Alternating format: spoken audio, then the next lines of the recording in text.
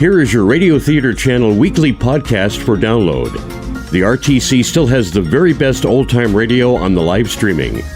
And if it's music you love, tune in to the RTC Music Channel, where this link and many others are on our website at oldtimeradiolisten.com. Now, here's Jim. Welcome to the RTC Weekly Download. I'm Jim Dolan. Today we have two 30-minute programs that are excellent.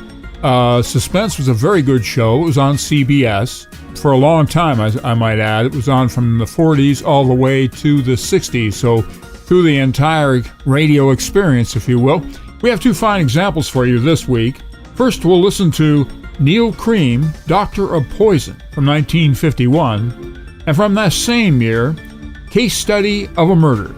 So here we go with two episodes of Suspense. You are about to hear a story based on actual events. To protect the innocent, names and places have been changed.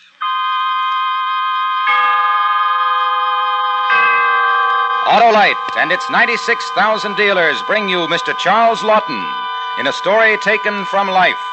Tonight's presentation of Suspense.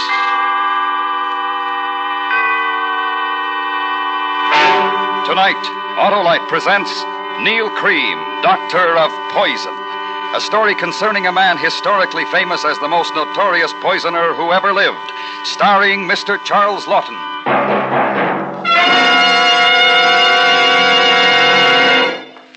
Hello, Harlow. Well, hi, Hap. Boy, you just can't beat the system, can you? What system? Why, the electrical system of your Autolite-equipped car, and it works for you every time you press the starter button, blow your horn, light your lights, or use your radio or heater. Harlow, you mean Autolite makes coils, distributors, and all the other important units that make up the complete electrical system? They sure do, Hap, with all units and their thousands of component parts related like a team by Autolite engineering design and manufacturing skill to give you the smoothest performance money can buy. Harlow, even I couldn't improve on that. Thank you, Hap. So, friends, because the electrical system is so important to the smooth and efficient operation of your car, treat your car to a periodic checkup. See your car dealer or visit your nearest authorized Autolite service station listed in the classified section of your telephone directory. Or call Western Union by number and ask for Operator 25. She will quickly tell you the address of the authorized Autolite service station nearest you. And remember, from bumper to tail light, you're always right with Autolite. And now, with Neil Cream, Doctor of Poison, and the performance of Mr. Charles Lawton, Autolite hopes once again to keep you in suspense.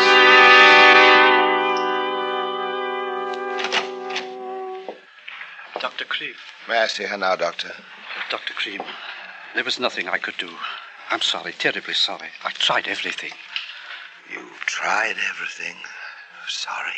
I did what I could. It was too late. Don't go in now. I must go in. I must see her. I'm sorry. Emily. Baby girl. Emily. Doctor. My wife's dead. Come away. I'll attend to things. You don't understand. She's dead. I wasn't with her. I didn't know Emily, my love. My little girl. Dr. Cream, please, get up. She can't be my life. Emily.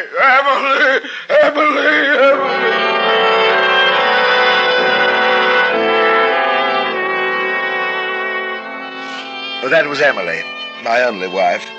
She left me a widower with an income of £400 a year. It's rather extraordinary how long it took her to die. To look at the girl, you'd never have thought it. She was thin and sickly, but in possession of what must have been the constitution of an ox. I'd been poisoning her steadily for 6 months and expected her certainly to die within 3. It was a case history for the medical journal. So I wrote them a paper about it, anonymously, of course.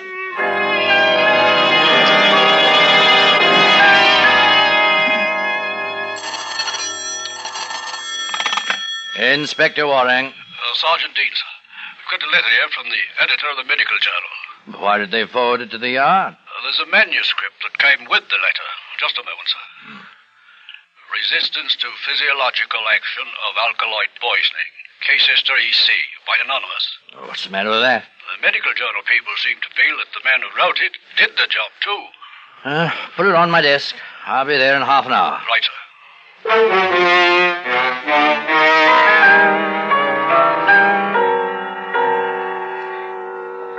3 weeks after Emily died, I made arrangements to move to London. There was no trouble, but then I hadn't thought there would be. The good doctor had made out a certificate based upon the history which I supplied.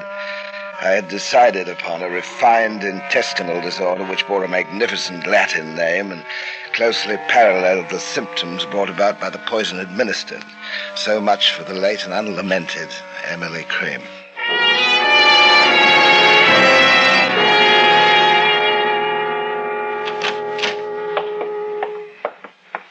I'm sure as how you'll find this room most suitable, sir. Oh, Dr. Cream, Dr. Neil Cream, ma'am. Oh, how nice. I have another boarder who's a doctor. Well, very nearly. Medical student, don't you know?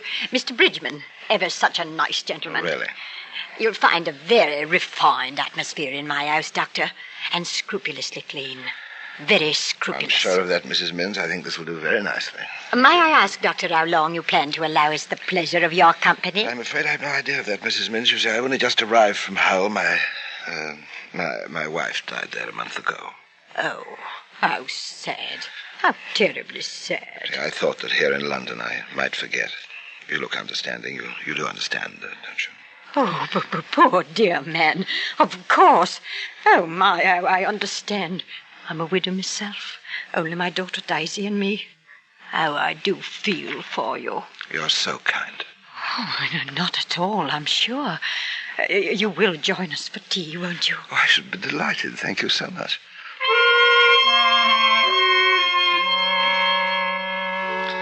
I had found a boarding house in Bloomsbury off the Tottenham Court Road. The proprietress, Mrs. Minns, was a tall, bony sort of woman, a type that I particularly despise, not at all nourishing to a man of my disposition. Now, the daughter she'd mentioned I hoped would be a better prospect, but I knew that I would have to be careful there. After unpacking, I went down to tea. Oh! I'm awfully sorry. I didn't mean to bump Oh, it's quite all right, I'm sure. You must be the new boarder, Dr. Cream. Yes, I've been asked into tea. Oh, they're waiting for you.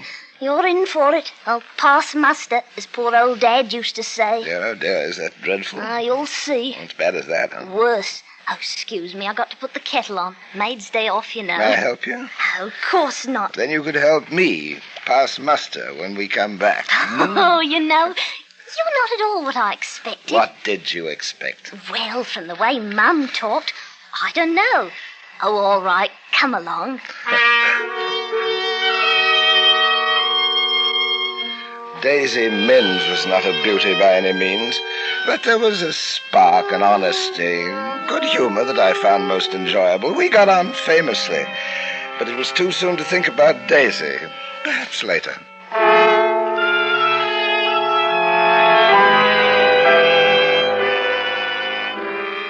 It was the evening of the 4th day after my arrival in London that I met Mildred Vickers. It was at a pub in Hammersmith. She was a sweet little thing, large brown eyes, rosy cheeks, perhaps encouraged by a touch of rouge. Altogether delightful.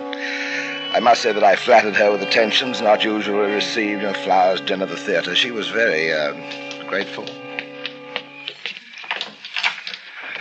Oh, Todd. You? Yes. Goodbye. Thanks very much. Goodbye? I wanted to tell you earlier tonight. I can't see you anymore. You can't? You're joking. I'm not. You've been a duck. We've had a lovely time, but it's finished. My young man's coming home tomorrow. He phoned me this morning from Southampton. His boat's come in. Your young man?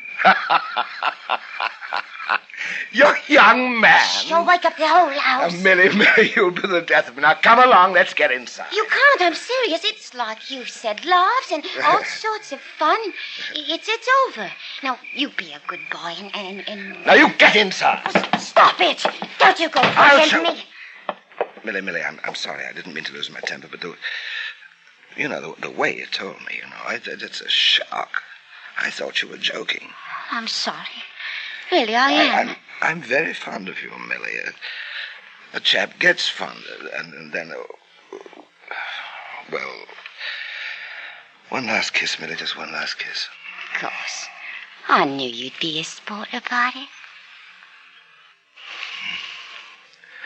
Millie, I can't let you go. I can't. Oh, crikey. Now, Millie, let's talk it over. There's nothing to I'm talk. just going to sit quietly and talk. I promised I'm not going to make any trouble for you. I just want you to understand. Understand what? I'm tired. Now, please, it's not too much to ask. We'll just have one drink and you listen to me. And if you want me to go, I'll go.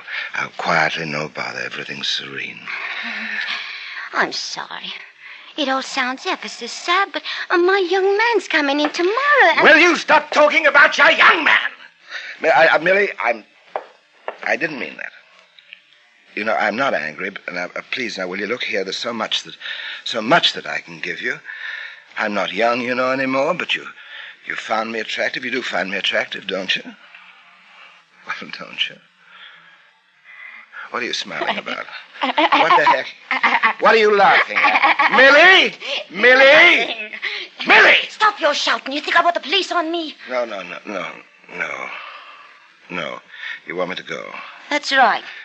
Well, I'll be as good as my word then, Millie. There's no hard feelings. Of course not, silly. Farewell drink? Not for me, thanks. Just a splash. We're going to drink to your young man. Wouldn't he just laugh if he knew? Wouldn't he just? You ought to find yourself a nice widow.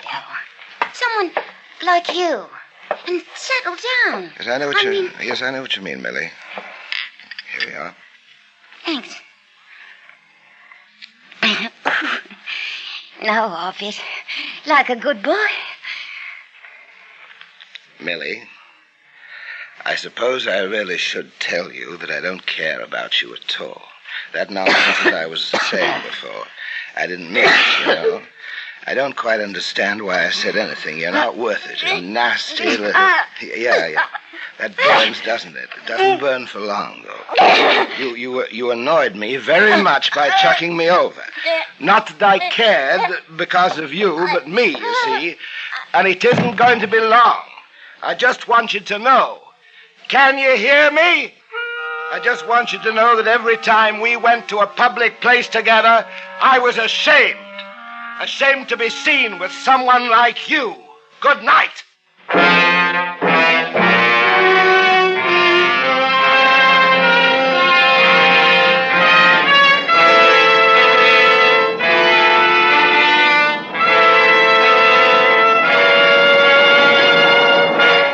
Autolite is bringing you Mr. Charles Lawton in Neil Cream, Doctor of Poison. Tonight's production in radio's outstanding theater of thrills, Suspense.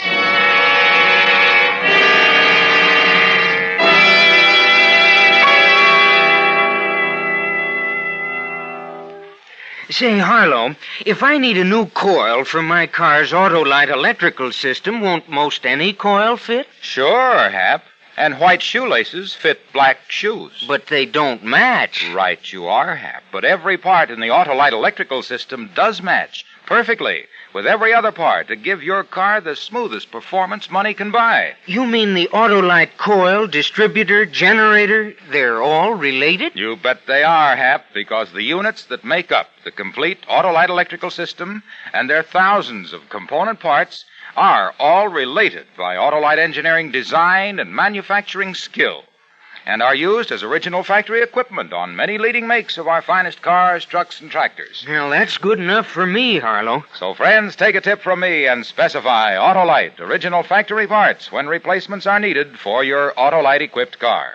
You'll find it pays because you're always right with Autolite. And now, Autolite brings back to our Hollywood soundstage Mr. Charles Lawton in Elliot Lewis's production of Neil Cream, Doctor of Poison. A dramatic report well calculated to keep you in suspense.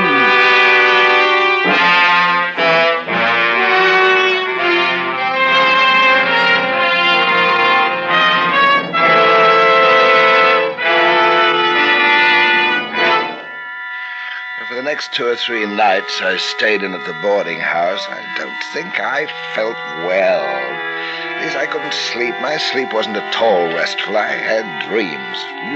Horrible, frightening dreams. I remember that just before I dropped off to sleep one night, soon after Millie was taken, that I thought to myself that I must speak to Mrs. Minns about the cooking. All that heavy stuff.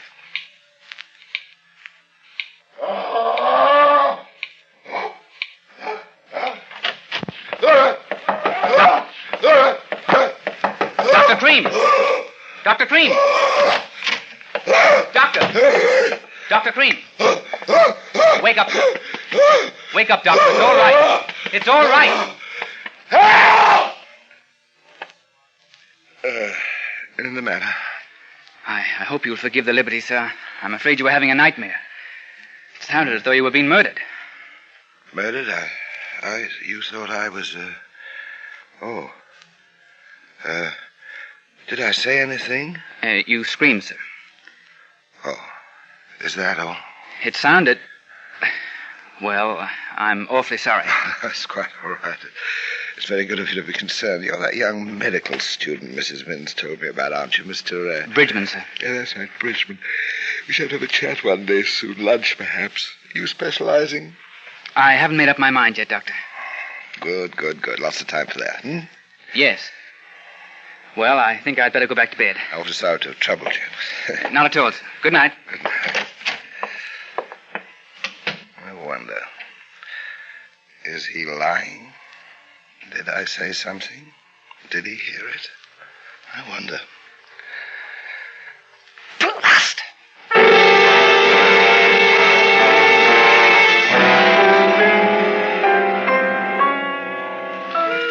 But 2 weeks passed and I was safe. Nobody knew, nobody, unless Mr. Edward Bridgman, the medical student.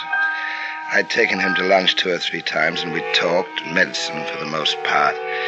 But he had a way of looking curious and knowing. I decided to write the letter to Scotland Yard.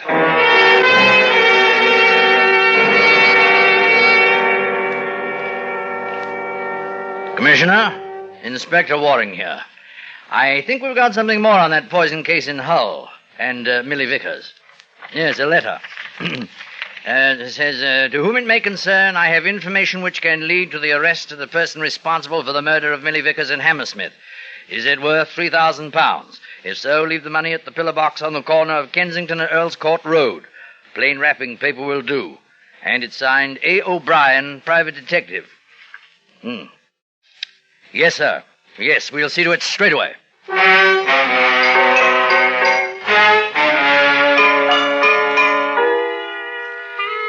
It was aggravating not to be able to learn whether the police had accepted my offer. I could have used the money, but other more important things were occupying my time. Mr. Bridgman. I loathe bright young men, and I had a feeling that he was watching me cleverly and carefully. I had to put a stop to that. He knew that was certain, so I took to following him. As far as I could make out, he didn't voice his suspicions to the police, but there was a girl. He met her from time to time, and one day when they were having tea together, I think he saw me. Because from where I stood outside the tea shop, I saw Mr. Bridgman lean across the table and talk rapidly to his sweetheart, and that would have to be taken care of. It was. A week later. I beg your pardon. Oh, yes? Now, you must think me awfully rude, but aren't you Edward Bridgman's young lady? Why, yes, but I don't believe No, we haven't met. Oh. Edward's told me so much about you, though. I saw you together as I went by on the bus last week. You were coming out of a tea shop. That's right, in Oxford Street. Yes. Now, look here. Mm-hmm. I wanted to meet you for a long time to talk about Edward. Oh? Well, I mean, you're going together, and I thought... I suppose so, in a way. Exactly. I'm very fond of him, you know. As a matter of fact, I've spoken to some colleagues of mine in the profession, you understand. And your Edward has a future, I think. Why, that's sweet of you, Mr. No, it's Dr. Cream. Of course, he has spoken of you. You're staying at the same boarding house. Yes, we are. I hope he said nice things. Oh, yes, but you know Edward. He doesn't talk much about anybody, does he? Yes, that is what I wanted to talk to you about. Now, do you think we could go somewhere? Would you like a spot of tea which I could drink? Well, I don't know. You see, I really should. Please, it's really important to Edward.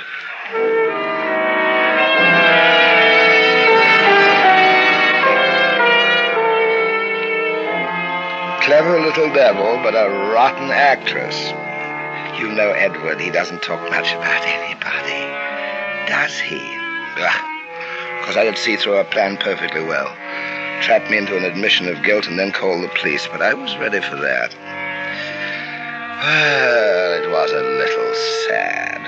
I didn't even know her name. She had a pretty face. And a pretty figure. No name. Just Mr. Bridgman's young lady.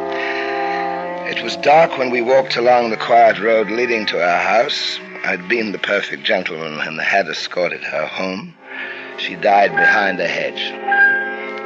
Convulsively, but within 3 minutes.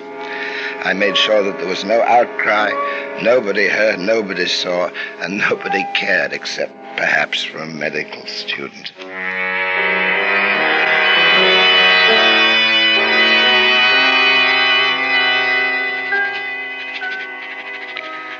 To whom it may concern, ask Mr.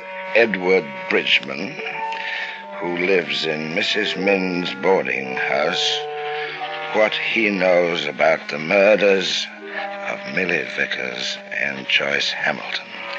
He killed them both. I offer this information, greatest A. O'Brien, private detective. Yes? Evening, Dr. Cream. Hello, Daisy. Come in for a chat, or is it a sore throat? Neither. Mum asked me to ask you something. Oh. She wonders how long you'll be staying. Well, I'm perfectly happy. I hadn't thought of moving. Why? I don't know. Mum didn't say. I'll tell her what you said. Daisy, just a minute. Close the door like a good girl. I want to talk to you.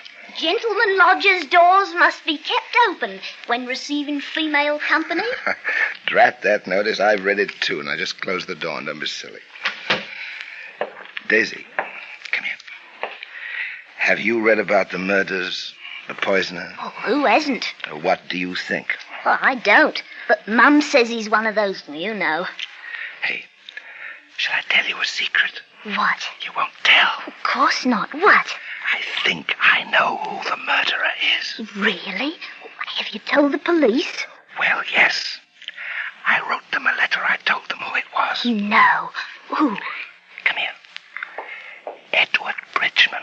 Oh, you're pulling my leg. Very pretty leg, Daisy, but I'm not. Well, how do you know? I know it's Dottie. I know. I do. Oh, Dr. Cream, you are the one. Oh, I should know better than to listen to you, always joking. Well, I've got to go downstairs now. Mum will be wondering. Ta-ta. Daisy, wait. I've got to tell you something.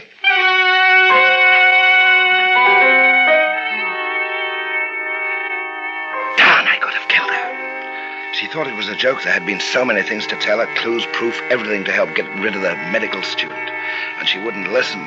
And after she'd gone, I was afraid that she might remember. Darn, I could have killed her.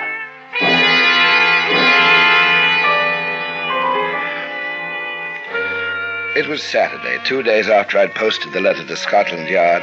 I thought I'd take a walk to Hyde Park and was leaving my room to go downstairs when the front door bell rang.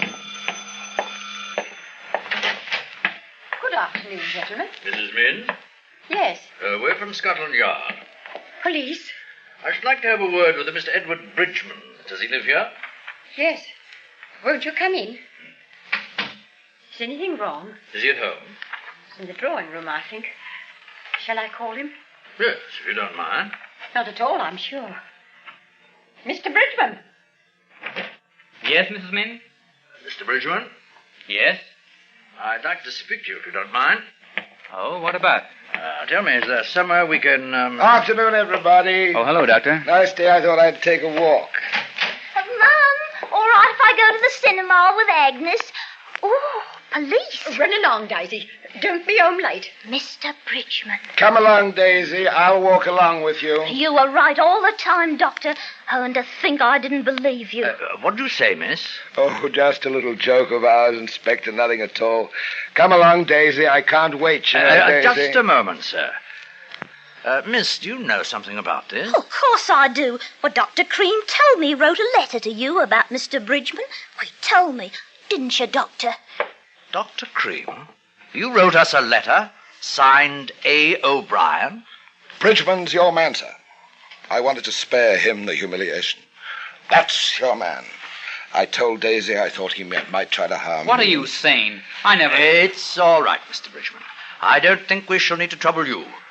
Come along, Doctor, if you don't mind. There are a few questions we should like to ask you at the yard. Oh, of course, of course.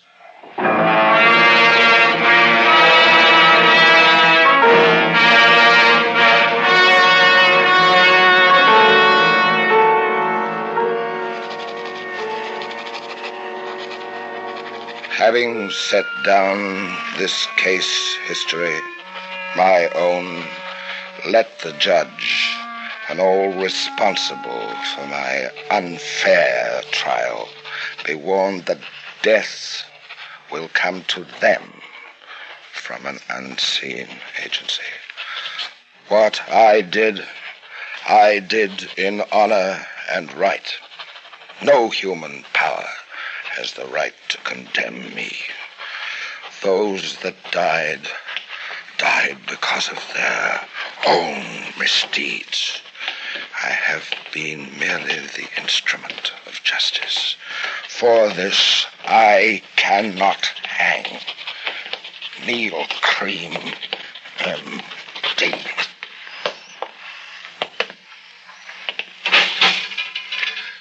Dr. Neil Cream. It won't hurt, will it? I can't stand pain. It won't hurt, will it?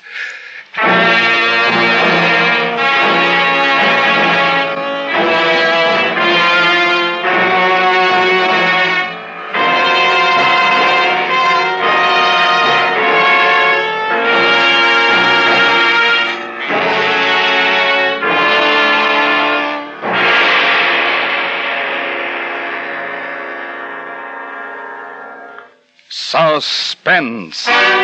Presented by Autolite. Tonight's star, Mr. Charles Lawton. Friends, this is Harlow Wilcox again to remind you that Autolite is the world's largest independent manufacturer of automotive electrical equipment. In 28 plants from coast to coast, Autolite makes over 400 products for cars, trucks, planes, and boats. These include complete electrical systems used as original factory equipment on many leading makes of our finest cars. Ignition-engineered Autolite standard and resistor-type spark plugs. Autolite batteries, including the famous Autolite Stay Full battery. Electric windshield wipers, fuel pumps, speedometers, and many more. All are backed by constant Autolite research and are precision-built to assure long dependability. So remember, from bumper to tail light, you're always right with Autolite.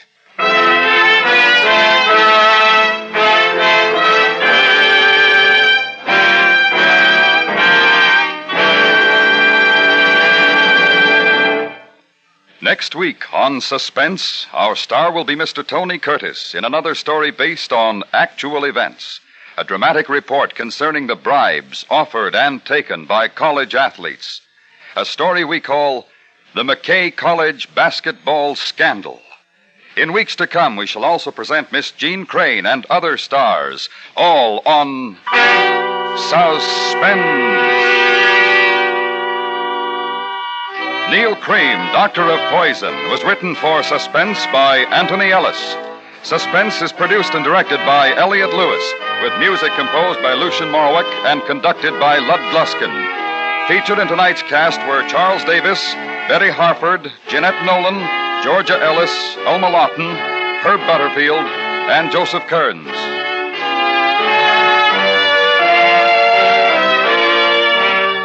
Charles Lawton may be seen in the fall tour of the first drama quartet presentation of the dream sequence of Man and Superman by Bernard Shaw. And remember, next week on Suspense, Mr. Tony Curtis in another story based on actual events. A dramatic report we call The McKay College Basketball Scandal.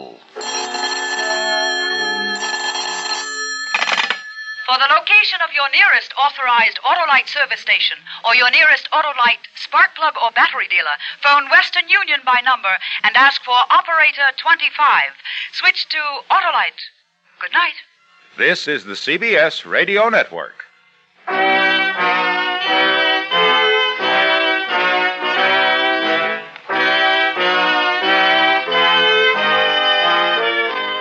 Before our next episode of Suspense, let's drop in and hear from Fred Allen. Here's this week's first letter from Corporal J.R.B. in Australia. He says, Dear Command Performance, how's the feud getting on between Fred Allen and Jack Benny? Well, Corporal, the best answer I can give you to that is this. Here he is, the eastern half of the feud. The man with two baggy knees and eyes to match. Fred Allen in person.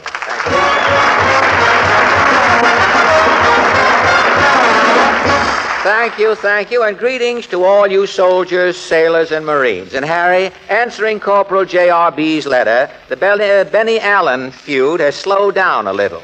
Benny wanted to get his second win, but the man who owns the oxygen tent wanted his money in advance. And as far as I know, Benny is still in the oxygen tent dickering. You know, it takes two to make a feud, Harry. I'm here ready to fight the minute Benny comes east. He was coming to New York last week.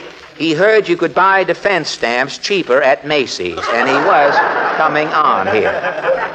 And as I understand it, Benny started to hitchhike from Hollywood, but the gasoline and rubber shortage held him up. He stood out on the Lincoln Highway for 2 days without seeing a single car. The best offer Benny got was from a man who was walking east, and this man offered to take Benny piggyback as far as Kansas City, and Benny turned him down. He refused to go piggyback because it wasn't kosher. So he's still out on Lincoln Highway as far as I know. But enough about the old boy with the locked-in billfold. You're about to hear a story based on actual events. To protect the innocent, names and places have been changed.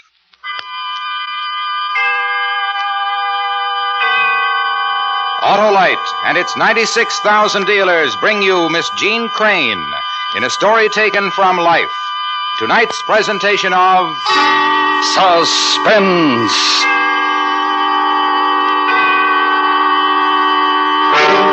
Tonight, Autolite presents The Case Study of a Murderer, a factual document from medical reports. The tragic story of a woman's refusal to believe that within her husband lived the murderer among us.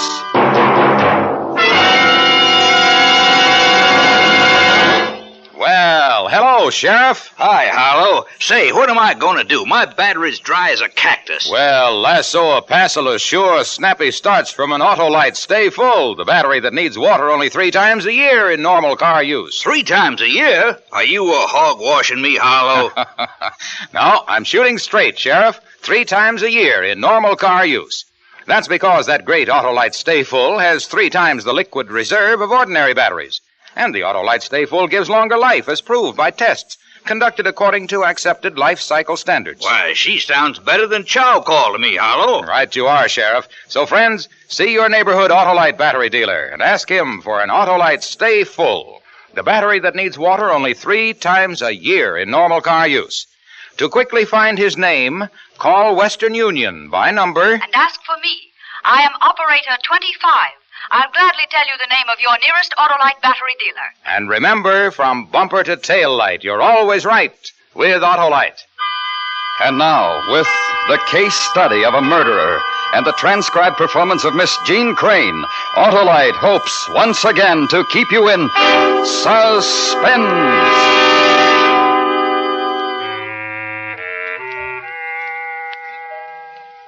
It's funny to be married to a man 3 years and find out he's kept secrets from you. Oh, not secrets like drinking or cards or women. Oh, no, my Hank was never like that. I mean, he was like 2 different men. Really, 2 men. He kept it a secret even from himself. That's what I'm beginning to understand. Because the man I knew, the Hank Lathrop I loved, he was a sweet, a wonderful, sweet husband. The doctor says the baby coming on its way. He won't inherit it because nobody can inherit Hank's kind of trouble. His mind sickness. And I'm not asking for sympathy. I'm just telling you. That's all. I never asked for help. Neither did Hank. Oh, no. He did ask. And the only way he could, he tried to ask, to let me know. But too late. Too late.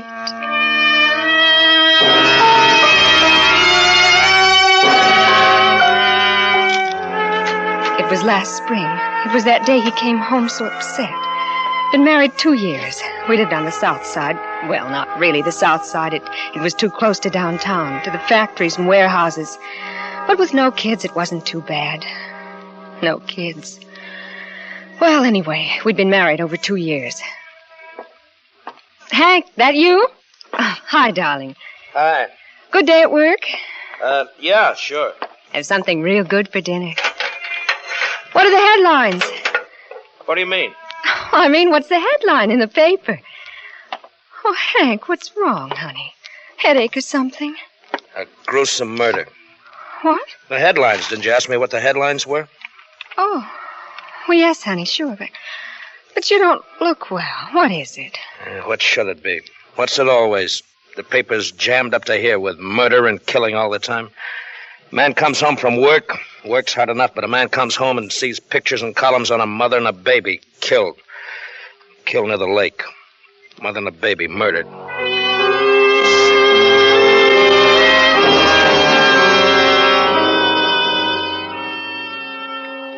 But Hank was always like that, one way or another. It gets upset like that when the pressure's too heavy, and when it lets up, he's okay again. Except it didn't let up. Not this time, because a couple of weeks later, it really hit.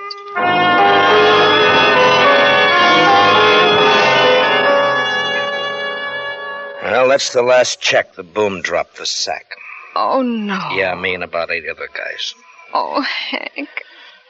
I'm sorry. Makes a guy think he doesn't count for much. Oh, that's not true, darling. You know, you begin to think on a job that maybe they can't get along without you, that you're pretty important, and the whole place would fold if you left. And then, poof. Bye, sonny boy.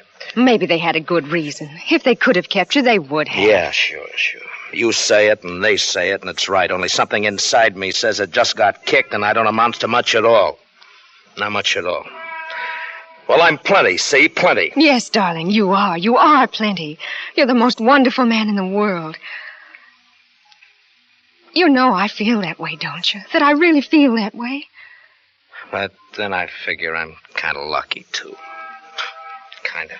Sure, darling. Sure, honey. Sure you are. Luckier than the poor guy whose wife got killed with a baby. Luckier than him. Hank, you can't keep getting upset by that. You can't. Not that one. The new one. The second one. There's been a second killing near Lincoln Park, just like the first. And the papers are full of it. Wouldn't you like your dinner? It's too hot to eat. It's too hot to do anything. But how can you keep up your strength to look for a job if you don't eat enough? The whole great big brainy city, and mayor and cops and everybody. Can't find him. Hank, please stop reading about those murders. Huh? Oh, yeah. Hank, you're not listening. Sure I am. Oh, why don't we go to the beach? Wouldn't it be swell? Or the amusement park? Remember last year we went? That was fun. You winning that Cupid doll and all. It was fun, wasn't it, darling? It was... Can't you stop looking at that paper for a minute? I just wanted to find out when's the news broadcast. There must be one on now. No. What? We've had enough of those murders. Enough of them. You have to stop thinking about them. All the time. Every minute, that's all you think about. Don't tell me what to do. Not like that. Ever.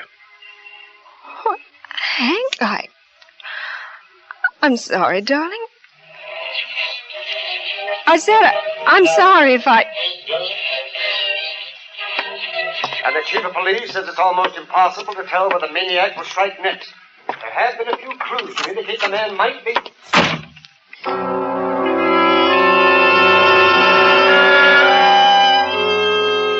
Something was happening to Hank. A man gets kind of dizzy just from being alive sometimes, I guess. It's from being hit too many times by too many things, all kinds of things. Half of them I didn't understand and still don't all the way. Oh, but I should have understood. 3 months later, that summer night, 3 months later. Look at him. Look at all these papers. All the same story of everybody running around getting no place. Hank, couldn't you read the newspapers at Walgreens? No, I couldn't. Bums read papers for free, and I'm no bum. I got a wife, and I'm no bum. I'm somebody. Just understand that, Beth. I'm somebody, and so are you. Oh, sure, honey. But wouldn't one paper be enough? One a day? They all have the same story mostly, and you spend $1.50 a day on newspapers. Well, what do you want me to do? I'm trying everything I can. What are you accusing me of? That I'm not a good husband? No, Hank, no. Nobody's...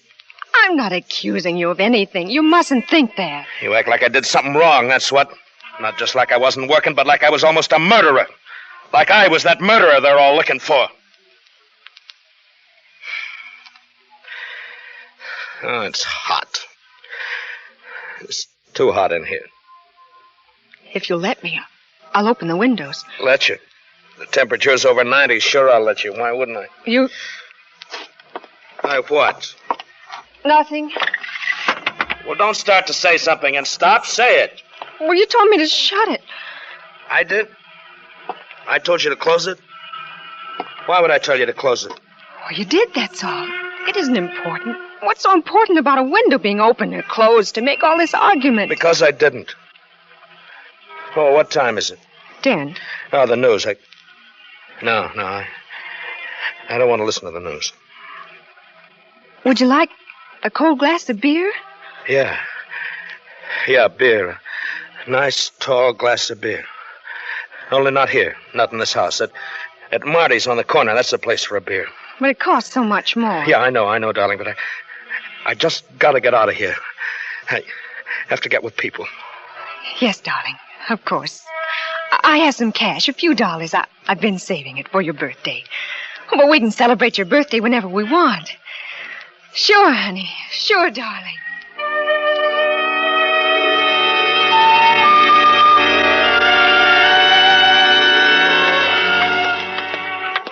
I only had $3.28. Funny to remember it exactly like that.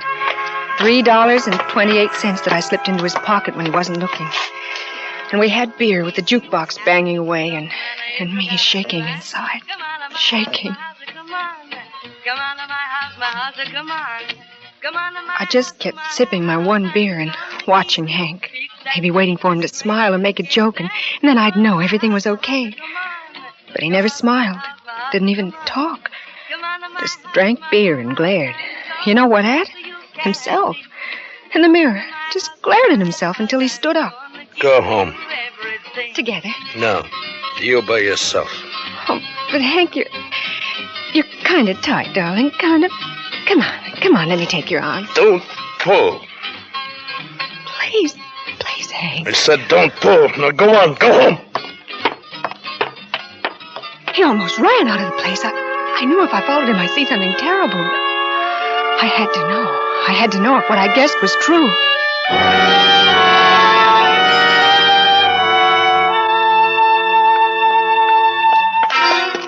And then I saw him rush up to a cop on Lake Street and scream something at him. I couldn't hear at all, and the crowd was there in no time. I killed him! Please. Please, let me through. I can't I'm his wife. I'm telling you. I'm his wife. Please, let his wife through. Hank, darling, Hank. Please. Officer, please. He didn't do anything, officer. I did it. I can't stand it anymore. I can't stand the killing and the murder anymore. I did it.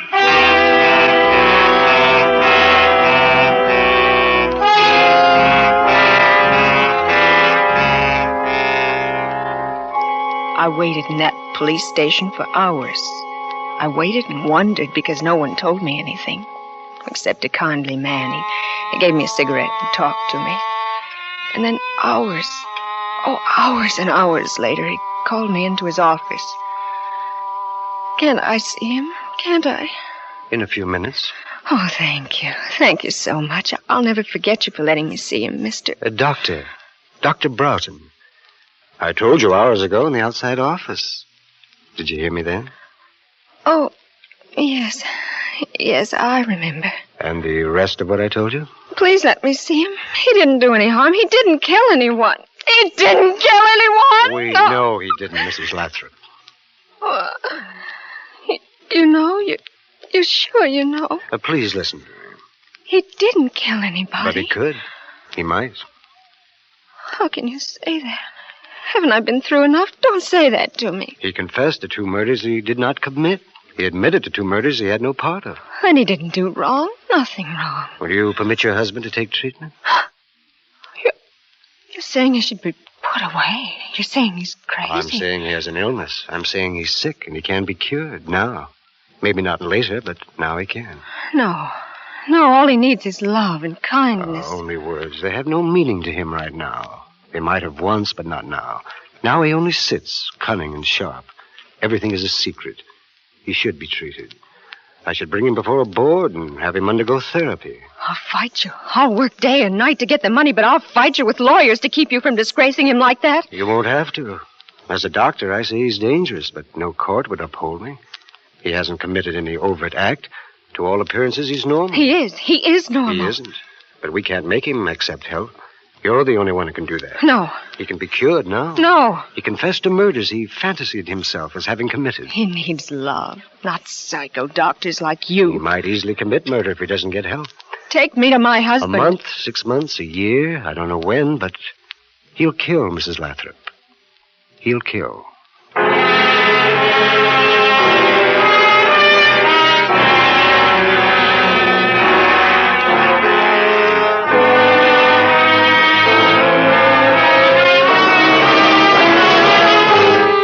Hooked is bringing you Miss Jean Crane with William Conrad in The Case Study of a Murderer. Tonight's production in radio's outstanding theater of thrills, Suspense.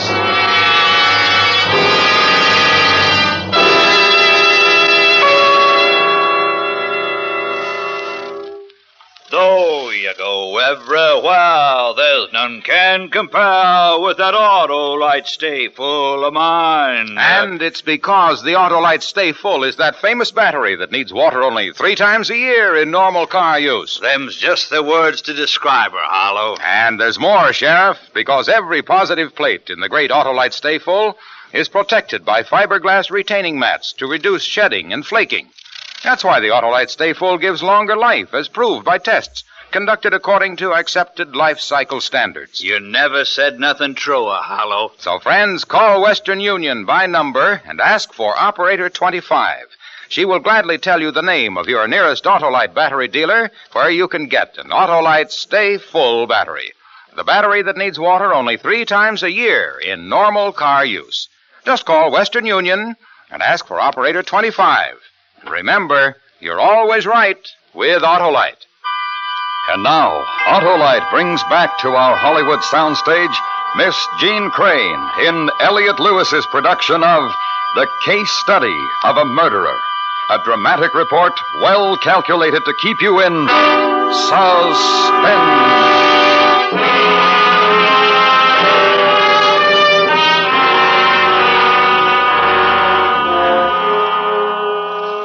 I took him right home. Sleep. He needed sleep. More sleep than he could ever get. I know that much at least now. And I sat by the bed all that time, wiping his face with cold cloths and waiting and kissing him when he'd start that awful moaning. Love was all he needed. That's what I was so sure about then. So awful sure, while he slept like he'd been hit or something. For 16 hours. 16 straight hours, and I knew he'd be fine, just fine. He couldn't kill, not Hank. Oh, no, he'd be fine. And I remembered from a magazine or something. I turned on the radio. I remembered that music helps people who are upset, kind of. So I turned it on real soft. Beth? Yes, darling? What time is it? 8:30 about. Have I been sleeping well? It's 8:30 in the night. Oh. Do you know why I did it? That's not important. Yeah, but it is. Oh, no, darling. No, it isn't. It's past. It doesn't make any difference. Showing off.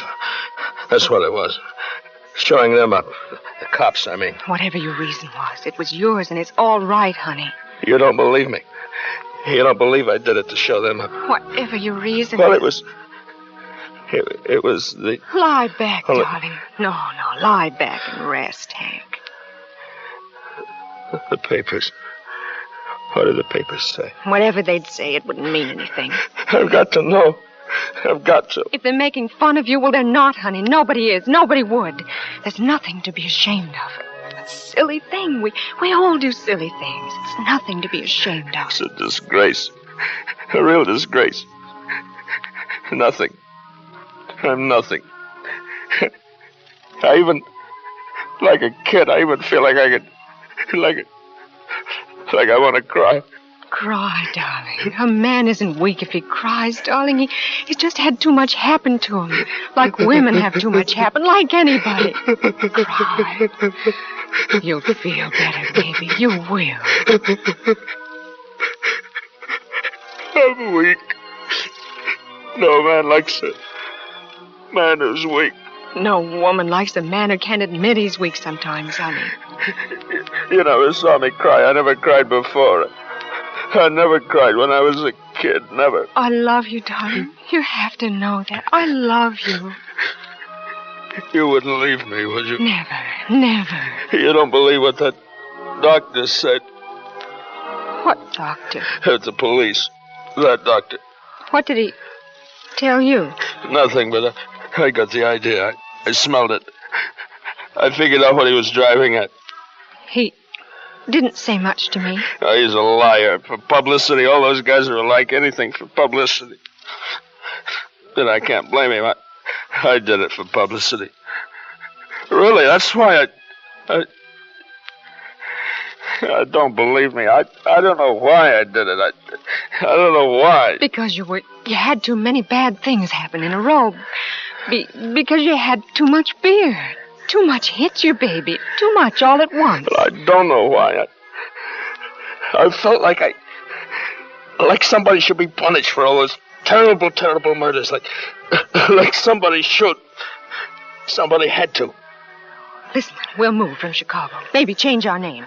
Run away? Not run away, leave. Put it all in back of us. Run away like I did something wrong? I told you not run away. Don't twist what I'm saying. I only said... That I should run away from here with you. Let them push us away.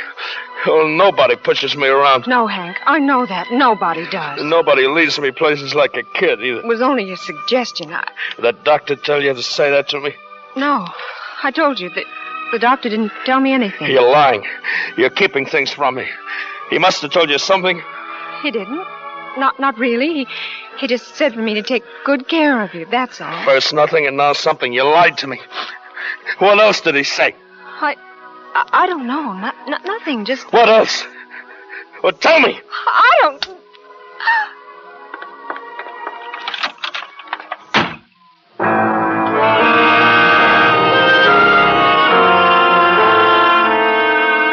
Suddenly, everything Dr. Broughton said was right, and everything I said was wrong.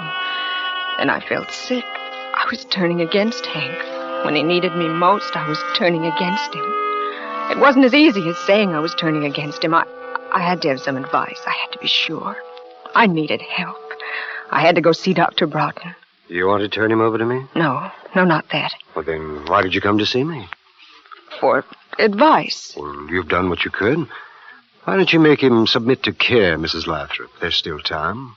Only if he wants to. Oh, he'll never agree. Not now. Not by himself. He will. He has to. Logic doesn't reach him very well. This is something more than logic. More than doctors or anything else. He'll want to get cured when he knows he's going to be a father. Well, Doctor? Don't you figure it that way, too, Doctor? Don't tell him. Not tell him. Not tell him we're going to have a child. Something we both wanted so much. It might have the wrong effect right now. Oh, no, it'll make him stronger, make him more sure of It himself. makes some men stronger, and make others weaker, less sure and less certain. Is that all the advice you can give me? Not to tell him, not to tell my husband he's going to be a Now, father? tell me honestly, Mrs. Lathrop, In your heart, inside, you feel he's getting better or worse. That's not fair. Will you talk to him about getting treatment? I'm not promising anything. Will you not mention the baby? No promises. I said no promises. If he slapped you again, will you call me? Goodbye. It may be your life and his and your child's, Mrs.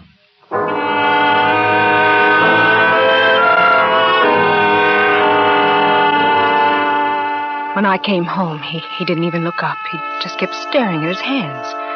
I decided maybe I'd let him talk first, so I sat in a chair near the window. There wasn't much to see with buildings all close in, but the air smelled good, and I waited till I almost wanted to scream. Then, for no reason, he got up and went into the kitchen and washed his hands. When he came back and sat down... A way out. I gotta figure a way out. Listen, honey, listen. Everything's going to work out fine. I'll figure it out. It's a man's job to figure it out. I don't need help. It's a man's job. Hank,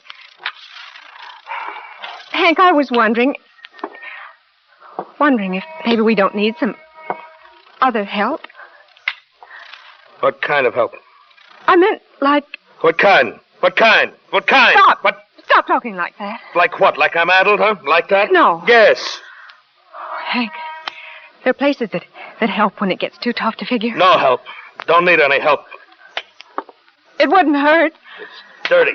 Oh, Hank, please try to understand, Hank. A dirty science. It isn't. It isn't. And the magazine. I read it in the magazine. It's a dirty, filthy science. They lied. It's not. What do you know? What do you know about anything? Can't even keep a house. What's wrong with it, Hank? What would you like me to do? Just tell me. It's dirty. Like everything is dirty. Oh, I'll clean it every day and wash. Nothing will get it clean. Never clean again. Oh, Hank, don't talk like that.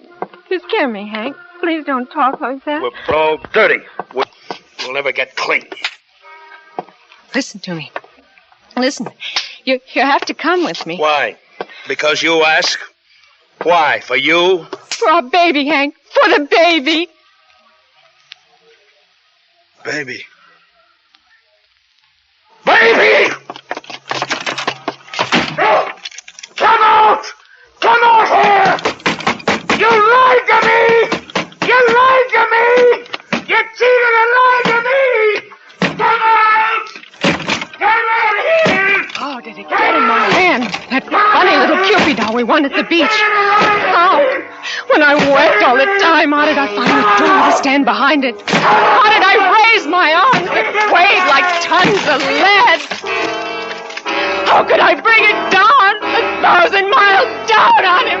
Again and again, down and up and down and up. Again and again and down.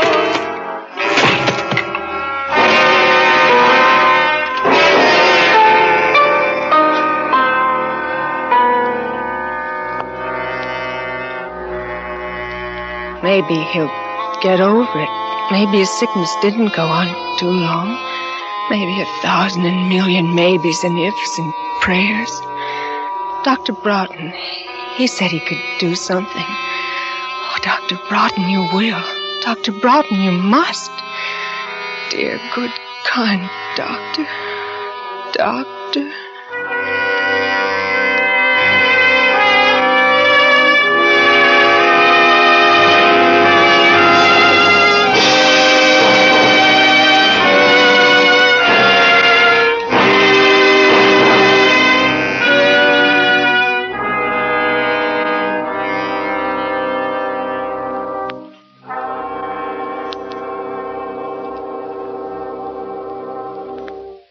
Suspense. Presented by Autolite. Tonight's star, Miss Jean Crane. Friends, this is Harlow Wilcox again to remind you that Autolite is the world's largest independent manufacturer of automotive electrical equipment. In 28 plants from coast to coast, Autolite makes over 400 products for cars, trucks, tractors, planes, and boats. These include Autolite batteries, including the famous Autolite Stay Full battery, electrical systems used as original factory equipment on many leading makes of our finest cars, a complete line of ignition-engineered Autolite spark plugs, including standard and resistor types, Autolite also makes automotive and industrial wire and cable, bumpers and hubcaps, and many more. And all are backed by constant Autolite research and are precision built to the most exacting standards of quality and performance. So remember, from bumper to tail light, you're always right with Autolite.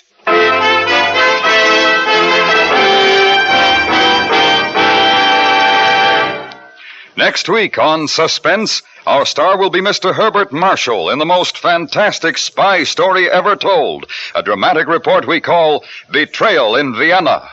In weeks to come, we shall also present Mr. Cornell Wilde, Mr. Ray Milland, and Mr. Richard Widmark, all on Suspense.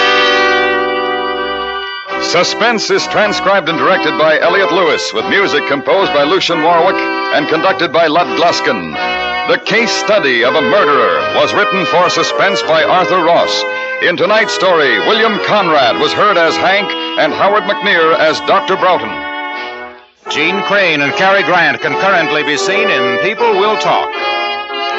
And remember, next week on Suspense, Mr. Herbert Marshall in another story based on actual events, a dramatic report we call Betrayal in Vienna. For the location of your nearest Autolite battery or spark plug dealer, or your nearest authorized Autolite service station, phone Western Union by number and ask for Operator 25. Switch to Autolite. Good night. Radio Free Europe is one of our most potent weapons against communist lies. Day after day, this voice of freedom tells the truth to those behind the Iron Curtain. You can aid this vital work by joining the Crusade for Freedom through your local committee or sending a contribution to General Clay, Empire State Building, New York. This is the CBS Radio Network.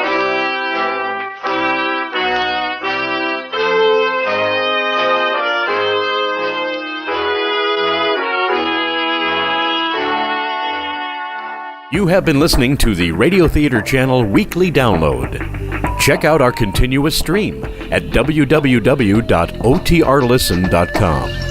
And join us next week for another Radio Theater Channel Weekly Download.